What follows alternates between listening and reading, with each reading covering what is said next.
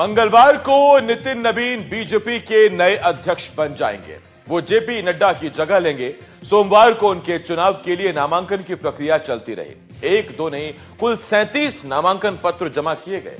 Party ने सुनिश्चित किया कि इस नामांकन में अखिल भारतीय नुमाइंदगी हो।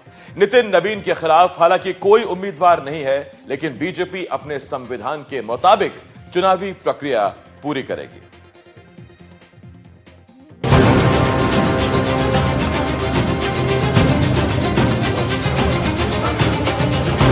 पैंतालीस साल के नितिन नवीन मंगलवार से बीजेपी के लिए पूर्णकालिक अध्यक्ष हो जाएंगे।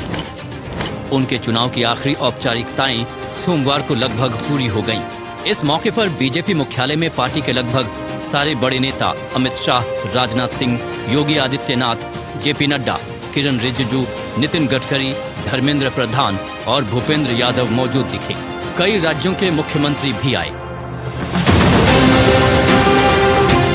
योगी के अलावा पुष्कर सिंह धामी, नायब सिंह सैनी और प्रमोद सावंत मौजूद रहे। एक एक कर नितिन नवीन के लिए नामांकन पत्र दाखिल किए गए।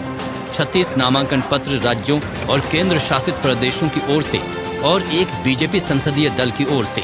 हर पत्र पर 20 प्रस्तावकों ने दस्तखत किए। 4 बजे नामांकन की प्रक्रिया पूरी हुई।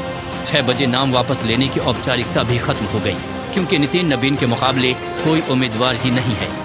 बीजेपी इस नए युवा अध्यक्ष के साथ एक नवीन दौर के आगाज का दावा कर रही है।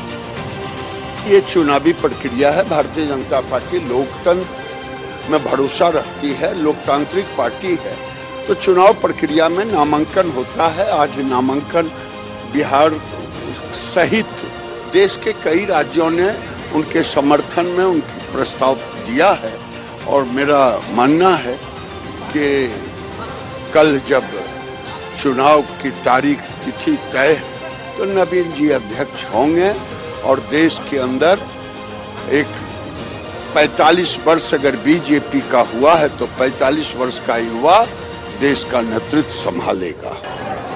बीजेपी मुख्यालय पहुंचने से पहले नितिन नवीन सुबह प्रधानमंत्री मोदी से मिले।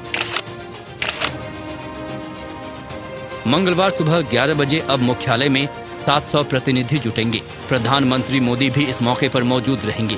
उनकी उपस्थिति में नितिन नवीन के चुनाव का औपचारिक ऐलान किया जाएगा। नितिन नवीन बीजेपी के 12वें अध्यक्ष होंगे।